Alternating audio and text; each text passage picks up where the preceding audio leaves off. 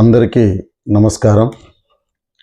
ఈరోజు సమాజంలో ప్రతి మనిషి యొక్క జీవన ప్రయాణం, జీవన మనుగడ ముందుకు సాగాలంటే ప్రతి మనిషికి విద్య అవసరం.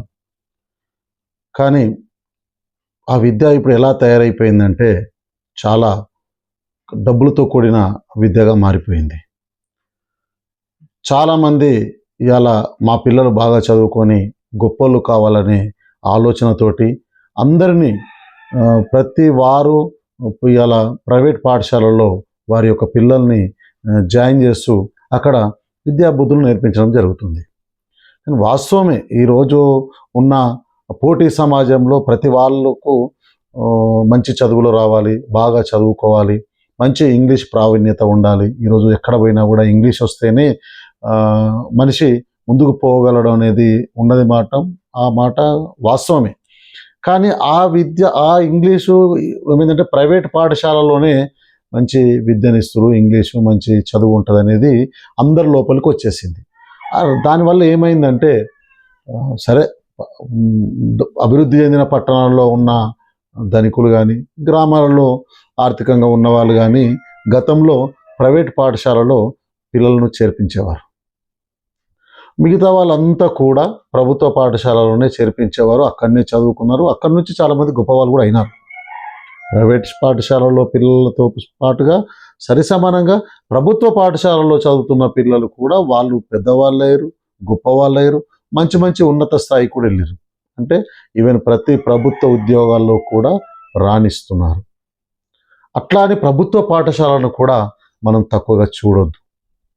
కానీ రాను రాను ఏమైందంటే ఈ రోజుల్లో ప్రభుత్వ పాఠశాలలకు మామూలు స్థాయిలో మామూలు గరీబ్ వాళ్ళ పిల్లల్ని పంపడం, కొద్దిగా గొప్ప పని చేసుకుంటూ తల్లిదండ్రులు కూలికి పోయి కూడా రోజు కూలి పని చేసి కూడా ఆ వచ్చిన డబ్బుల్ని ఆ పిల్లలకు ఫీజులు కడుతూ ప్రైవేట్ పాఠశాలలకు పంపిస్తున్నారు. అట్లా పంపించడం ద్వారా ఏమవుతుందంటే ఈ రోజు కష్టం చేసిన పైసలు ఆ పిల్లలకు చదువులకు పెట్టి వీళ్ళు పేదవారిగా మిగిలిపోతున్నారు. ఇలాగా చాలా గ్రామాలలో చాలామంది కూడా ఒక డబ్బున్న సంపన్నుడు ప్రైవేట్ పాఠశాలకు పంపితే ఆయన కంటే మనకేం తక్కువ, నా పిల్లలు కూడా అలాంటి పాఠశాలనే చదవాలని పోటీతత్వ భావంతో మనము కష్టపడి వచ్చిన కొద్దిపాటి డబ్బులను కూడా వాళ్ళ ఫీజులు చెల్లిస్తూ ప్రైవేట్ పాఠశాలలకు పంపడం ద్వారా ఈరోజు రాష్ట్రంలో ప్రైవేట్ పాఠశాలలు చాలా పుట్టుకొచ్చాయి. ప్రభుత్వ పాఠశాలలు మూతపడే స్థాయికి వచ్చేస్తున్నాయి. ఇవి గమనించి ప్రభుత్వం ఇది నిజమే కదా, మంచి డబ్బులనుండే చదువుకోవాలా, డబ్బులు లేనికి ఇంగ్లీషు ఈ తదితర మిగతా విద్య అందియొద్దని ఆలోచించేసి ప్రభుత్వం ఇప్పుడు ఏం చేసిందంటే ప్రతి గ్రామంలో ఉన్న ప్రభుత్వ పాఠశాలను ఇంగ్లీష్ మీడియం చేసింది. 1వ తరగతి నుంచి 10వ తరగతి దాకా ఇప్పుడు ఇంగ్లీష్ మీడియమే. ఏ అయితే ప్రైవేట్ పాఠశాలలో చెప్పుతున్న ఇంగ్లీషు మన ప్రభుత్వ పాఠశాలలో కూడా మనకు ఉచితంగా అందిస్తున్నారు. మళ్ళా ప్రైవేట్ పాఠశాలకు ప్రభుత్వ పాఠశాలకు తేడా ఏందయ్యా అంటే, ప్రభుత్వ పాఠశాలలో బాగా చదివి వాళ్ళు డిగ్రీ అయిపోయినాక బీఎడ్ చేసి బీఈడి చేసినాక వాళ్ళు ఎగ్జామ్లు, ప్రభుత్వం వాళ్ళకి ఎగ్జామ్లు పెట్టి టెట్ ఎగ్జామ్ పెట్టి టెట్లో పాస్ అయిన వాళ్ళకే డిఎస్సి రాయించి ఆ డిఎస్సి ఎంతోమంది రాష్ట్రంలో రాస్తే అందులో ఎక్కువ మేధస్సుతోటి ఎవరైతే చురుకుగా ప్రశ్న జవాబులు రాసి ఎక్కువ మార్కులు సాధించారో వాళ్లకు మాత్రమే ఈరోజు ప్రభుత్వ పాఠశాలలో ఉపాధ్యాయులుగా నియామకాలు చేసి వారి ద్వారా ఇవాళ గ్రామాలలో ఉన్న ఆర్థికంగా వెనుకబడిన వారికి ఉచితంగా ఇంగ్లీష్ విద్యను ప్రభుత్వం వాళ్ళు అందిస్తున్నారు. ఈరోజు ప్రభుత్వ పాఠశాలలో చదువుకున్న వాళ్ళు చాలామంది కూడా IIITలో సీట్లు సాధించినారు, ఇంకెక్కడెక్కడనో సీట్లు సాధించి ముందుకు పోతున్నారు. ప్రతి సంవత్సరానికి చూస్తే కూడా 10వ తరగతిలో ఉత్తీర్ణత చాలా ఎక్కువ అవుతుంది. అంత ఇంగ్లీష్ మీడియం అయినా కూడా వాళ్ళు చదివి ఇవాళ ముందుకు పోతున్నారు. కాబట్టి ప్రైవేట్ పాఠశాలలో ఉపాధ్యాయులకు, ప్రభుత్వ పాఠశాలలో ఉపాధ్యాయులకు తేడా గమనించండి అని మిమ్మల్ని కోరుతూ, ఎవరైతే ఇప్పటికైనా కూడా మన పిల్లల్ని చేర్పించి వాళ్ళకి ఆ బ్యాగుడు సంచడు పుస్తకాలు ఇప్పించి మనము కాయ కష్టం చేసి వచ్చిన డబ్బులు ఫీజులకు కట్టి మనం నిరుపేదలం కాకుండా ఉండడానికి ఈరోజు ప్రభుత్వాలు ఎంతగానో కృషి చేస్తూ గ్రామాలలో ఉన్న ప్రభుత్వ పాఠశాలలో అన్ని పాఠశాలలు ఇంగ్లీష్ మీడియం చేసి దానితో ప్రైవేటు పాఠశాలకు ధీటుగా ప్రభుత్వ పాఠశాలలో చదువును అందిస్తుంది ఈ మన ప్రభుత్వం.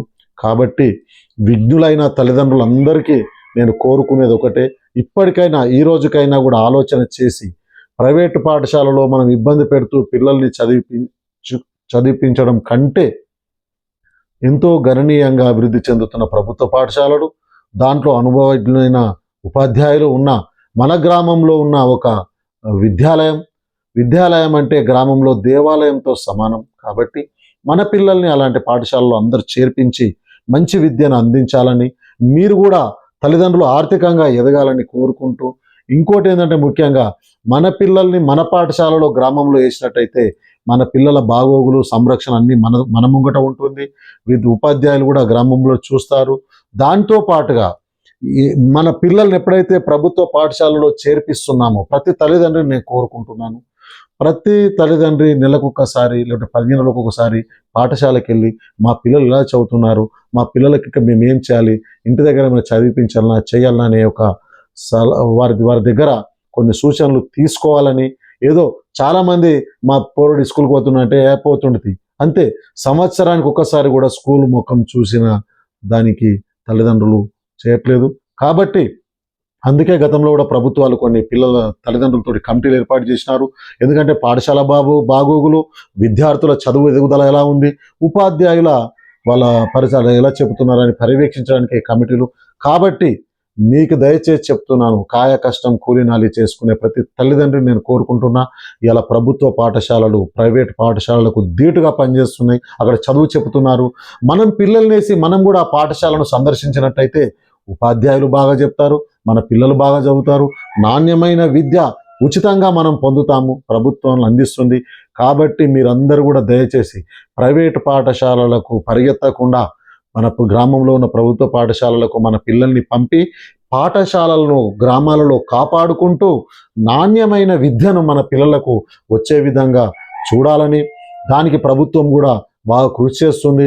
దీనన్నిటికి కూడా ప్రతి తల్లిదండ్రిని ముందుకొచ్చి వారి ఆర్థిక పరిస్థితులు మెరుగుపరుచుకోవాలి. పిల్లల్ని మన గ్రామాలలో ఉన్న ప్రభుత్వ పాఠశాలలకు పంపండి. మన ఉపాధ్యాయులు చాలా అనుభవజ్ఞులు, అక్కడ ప్రైవేట్ పాఠశాలలో వీరంత అనుభవజ్ఞులు కాదు.